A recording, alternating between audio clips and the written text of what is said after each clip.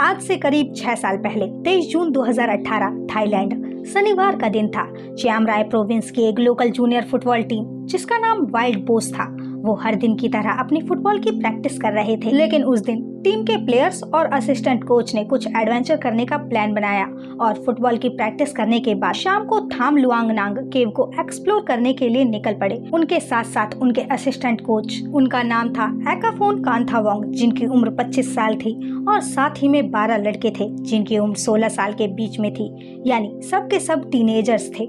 उनकी टीम के 2 प्लेयर्स ने जाने से मना कर दिया था क्योंकि एक लड़का उस दिन बाईसाइकिल से नहीं आया था और दूसरे को घर जाकर अपना होमवर्क कंप्लीट करना था। तो इन 12 लड़कों ने और उनके असिस्टेंट कोच ने जाने का प्लान बनाया और उसकी खबर किसी भी बच्चों के पेरेंट्स को नहीं थी। सभी लड़के और उनके कोच अपने बाईसाइकिल और बाइक से पहुंच जाते हैं थाम लुआंग नांग केव के पास, जिस केव के बाहर एक बोर्ड लगा हुआ था जिस पर लिखा था कि जुलाई से अक्टूबर के बीच इस केव में एंटर ना करें क्योंकि वहाँ पर मानसून सीजन का टाइम होता है और इसी वजह से केव के अंदर पानी भर जाता है और केव के बहुत से रीजन्स पानी से पूरी तरह सबमर्ज हो जाते हैं। लेकिन वो दिन 23 जून का था और जनरली वहाँ बारिश जुलाई के आखिरी में शुरू होती है, तो कोच को लगा कि बारिश के तो कोई आसार नहीं है और कोई प्रॉब्लम नहीं होगी।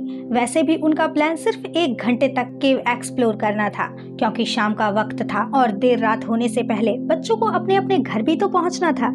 लेकिन जब वो केव के कुछ अंदर पहुँचे तभी जोर से बारिश होनी शुरू हो गई और क्योंकि डोई नांग नॉन माउंटेन रेंज के नीचे बनी हुई थी तो माउंटेन से पानी नीचे सीधा केव में ही भरने लगा और अगर आप केव के अंदर होते हैं तो आपको बाहर की कोई आवाज सुनाई नहीं देती। इसलिए उन लड़कों को और कोच को जरा भी भनक नहीं पड़ी कि उनके ऊपर इतनी बड़ी मुसीबत आने वाली है। तो धीरे धीरे पानी वहां तक भी पहुंच जाता है जहां पर वो लड़के और उनके कोच खड़े थे और तब तक कोच को ये समझ में आ गया था कि जब तक केव का पानी कम नहीं होता है तब तक बाहर जाना पॉसिबल नहीं है। जब तक वो केव के अंदर पहुँचे तब तक पानी काफी दूर तक पहुँच गया था, जिसके चलते उन्हें मजबूरन केव के और अंदर जाना पड़ा और वो ऐसी जगह पर पहुँच गए जो पानी के लेवल से 14 फीट ऊपर, यानी केव के लोएस्ट पॉइंट से 124 फीट ऊपर थी और इस जगह पर वो सुरक्षित थे। इस जगह को चैम्बर 9 कहा गया जो पटाया बीच नाम की जगह से थोड़ी सी आगे थी। अब बच्चे केव में फंस चुके थे और देर रात हो चुकी थी। जब बच्चे रात तक भी घर नहीं पहुंचे तो सभी पेरेंट्स ने फुटबॉल टीम के हेड कोच को फोन किया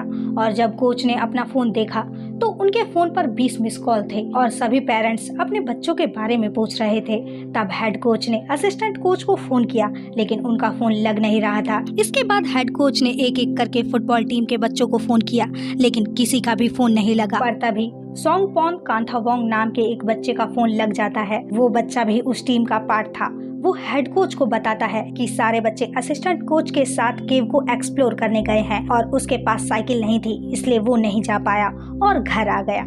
23 जून को यानी उस रात बहुत तेज बारिश हो रही थी, लेकिन जैसे तैसे हेड कोच केव के बाहर पहुंचते हैं और उन्हें वहां पर लड़कों की बाईसाइकिल और बैग्स पड़े हुए मिले। वो ये भी देखते हैं कि केव के अंदर पानी भर चुका है और बच्चे अंदर फंस चुके हैं। अब ये न्यूज सब जगह फैल जाती है कि केव में 13 लोग फंस चुके हैं। इसके बाद इमरजेंसी सर्विसेज और पुलिस को कॉल करते हैं और साथ में बच्चों के पेरेंट्स भी वहाँ पहुँच जाते हैं। थाईलैंड के नेवी सीरीज की टीम भी वहाँ पर पहुँच जाती है। मीडिया के लोग, एम्बुलेंस, सब कुछ वहाँ पहुँच जाता है और जो जगह कुछ टाइम पहले बिल्कुल वीरान थी अब वो एक छोटे शहर जैसी लग रही थी। उधर टीम के बच्चे और कोच केव के बहुत अंदर जा चुके थे और एक एलिवेटेड एरिया पर वो बैठे हुए थे। उन्होंने रात वहीं पर बिताई। असिस्टेंट कोच को लग रहा था कि सुबह तक पानी कम हो जाएगा और हम निकल जाएंगे, लेकिन ऐसा हुआ नहीं। लड़कों के पास खाने के लिए कुछ भी सामान नहीं था क्योंकि वो बस 1 घंटे के लिए अंदर जाने का सोच रहे थे, इसलिए वो खाने के लिए कुछ भी साथ में नहीं लाए थे। हालांकि उनके जो कोच थे वो एक मॉन्क थे, उन्हें लंबे समय तक फास्ट करने का एक्सपीरियंस था, इसलिए उन्होंने बच्चों को मेडिटेशन सिखाया और एक पर्टिकुलर तरीके से सांस लेने को कहा ताकि वो अपनी एनर्जी को सेव करके रख सकें जब तक कि बाहर से कोई उनकी मदद के लिए नहीं आ जाता है। नेवी के लोग केव के अंदर घुसने की कोशिश कर रहे थे लेकिन पानी का बहाव इतना ज्यादा तेज था कि उन्हें कुछ दूर जाकर फिर वापस लौटना पड़ता था। दरअसल थाई नेवी के लोगों को ओपन ओशन और सीज में डाइविंग की प्रैक्टिस कराई जाती है, लेकिन इस तरह की अंडरग्राउंड की डाइविंग का एक्सपीरियंस उन्हें नहीं होता है। और वैसे भी थाम लुआंग नांग केव कोई छोटी मोटी केव नहीं थी। केव के अंदर घुसने के बाद 1 किलोमीटर दूर एक सेम यीक सेक्शन आता है और यहाँ पर केव 2 रास्ते में डिवाइड हो जाती है, जहाँ पर एक रास्ता 10 किलोमीटर की गहराई तक जाता है। तो देखो, डाइवर्स को ये तो पता था कि अगर वो 13 लोग जिंदा हैं, तो वो केव के काफी अंदर होंगे और किसी हाई एलिवेटेड एरिया पर होंगे। ऐसे में नेवी के लिए ये मिशन काफी मुश्किल था, क्योंकि ना तो उनके पास केव में डाइविंग का एक्सपीरियंस था और केव में मिट्टी का पानी में मिलने से विजिबिलिटी ना के बराबर थी। डाइवर्स के हेलमेट में जो लाइट लगी होती है, उससे भी उन्हें साफ कुछ भी दिखाई नहीं दे रहा था। ऐसे में नेवी सील्स को एक्सपीरियंस डाइवर्स की जरूरत थी। अब लकीली वहाँ पर एक केव डाइवर रहता था जिसका नाम था अनस्वॉर्ड वंस। अथॉरिटीज के द्वारा उन्हें 24 जून को ही कॉल कर दिया गया था और वो मदद करना भी चाहते थे। उन्होंने अथॉरिटीज को काउंसिल से असिस्टेंट लेने की सलाह दी, जिसके बाद इंग्लैंड से 3 एक्सपीरियंस केव डाइवर्स आए, जिनमें शामिल थे जॉन वेलेंथैन और रिक स्टैंटन। वो सभी जरूरी इक्विपमेंट के साथ केव के पास पहुंच जाते हैं। 28 जून को यूएसए की एक एयरफोर्स रिक्वायरमेंट की टीम वहां पर पहुंच जाती है। अब इसके पहले, जैसा आपको मैंने पहले ही बताया, थाई नेवी सील्स अंदर जाने की कोशिश कर चुके थे, लेकिन लगातार बारिश की वजह से पानी का लेवल बहुत ज्यादा बढ़ चुका था और पानी का बहाव भी बहुत तेज था, जिस वजह से रेस्क्यू मिशन को कुछ समय के लिए होल्ड पर रखा गया। पानी को कम करने के लिए वाटर को बाहर पंप किया जा रहा था और उसके साथ ही साथ पुलिसमैन अपने स्पेशल डॉग्स के साथ केव के ऊपर माउंटेन्स पर घूम रहे थे, ताकि ऊपर से केव में एंटर करने का कोई अल्टरनेट एंट्रेंस मिल सके, लेकिन ऐसा कोई भी एंट्रेंस उन्हें नहीं मिल पाया। इसके बाद जब पंपिंग के जरिए वाटर लेवल कुछ कम हुआ, तो ब्रिटिश डाइवर्स जॉन और रिचर्ड केव के अंदर गए। उनके साथ ही में कुछ दूसरे डाइवर्स भी थे। वो आगे बढ़ते हुए रास्ते में रोप्स के जरिए गाइडलाइंस भी बनाते जा रहे थे, ताकि वापस लौटने में उन्हें मुश्किल ना हो और फ्यूचर में केव में डाइव करना आसान हो। केव के अंदर उनका गोल था गाइडलाइंस के अंदर पटाया बीच नाम की एक जगह पर पहुंचना, क्योंकि वो बाकी केव से थोड़ा ज्यादा एलिवेशन पर थी और हाई चांसेस थे कि सभी लोग वहीं पर होंगे। लेकिन जब डाइवर्स केव के थोड़ा ही अंदर पहुंचे थे, तो बाहर फिर से तेज बारिश होने लगी, जिसकी वजह से ऑपरेशन को कुछ समय के लिए सस्पेंड करना पड़ा। इसके बाद 2 जुलाई को जब मौसम में कुछ सुधार हुआ, तब सर्च ऑपरेशन फिर से कंटिन्यू किया गया।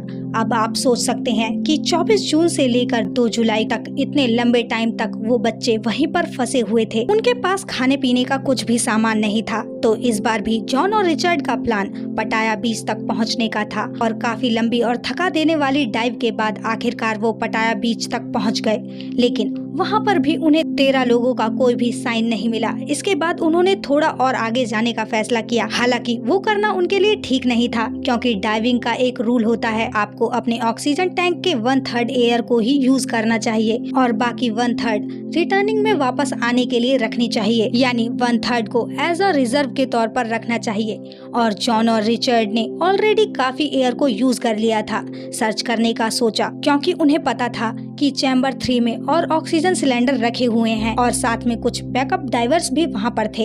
और दोस्तों, उनकी मेहनत रंग लाई। रात के 10 बजे जब वो आगे बढ़ रहे थे, तो जॉन को ह्यूमन स्मेल महसूस हुई। उस टाइम पर वो लड़के मेडिटेशन कर रहे थे, इसलिए कोई भी आवाज नहीं हो रही थी। लेकिन जब उन्होंने सुना कि कोई आ रहा है, तो एक लड़के ने उन्हें आवाज लगाई, जिसके बाद जॉन और रिचर्ड वहाँ पर पहुँच गए। वहाँ पर वो लड़के छुपे हुए थे और वहाँ पर पहुँचकर जॉन ने एक वीडियो भी बनाया। जॉन ने बच्चों से पूछा कि आप कितने लोग हैं, तो एक बच्चे ने जवाब दिया 13। वहाँ एक बच्चा था आदुन, जिसे इंग्लिश आती थी। बाकी सभी लोग थाई लैंग्वेज बोलते थे, इसलिए ज्यादा कम्युनिकेशन तो उनके बीच में नहीं हुई। लेकिन बच्चों को ये भरोसा हो गया कि मदद पहुंच चुकी है। लेकिन कोई भी इतना प्रोफेशनल स्विमर नहीं था कि वो अंडर वाटर इतनी इंटेंस सिचुएशन में स्विमिंग कर सके, जहाँ पर प्रोफेशनल डाइवर्स को भी प्रॉब्लम होती है। और ये इतना इजी भी नहीं था, क्योंकि डाइवर्स को सिर्फ एंट्रेंस से उन 13 लोगों तक पहुँचने में 6 घंटे लगे थे। मतलब उन्हें सिर्फ 1 वे का डिस्टेंस ट्रेवल करने में 6 घंटे लगे थे और वापस आने में करीब 5 और घंटे, यानी 11 घंटे का सफर।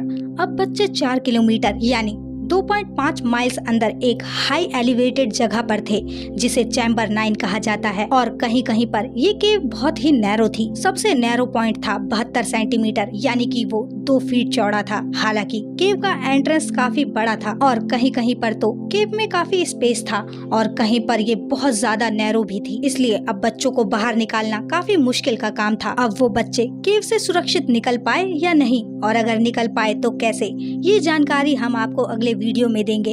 आज की वीडियो में बस इतना ही। जल्द मिलेंगे इसके अगले पार्ट के साथ, और जाने से पहले चैनल को सब्सक्राइब करके बेल आइकन को ऑन करना बिल्कुल भी मत भूलना, ताकि इसके अगले पार्ट की नोटिफिकेशन आपको तुरंत मिल सके। और वीडियो अच्छी लगी हो तो वीडियो को लाइक करना ना भूलें। Thank you for watching my video.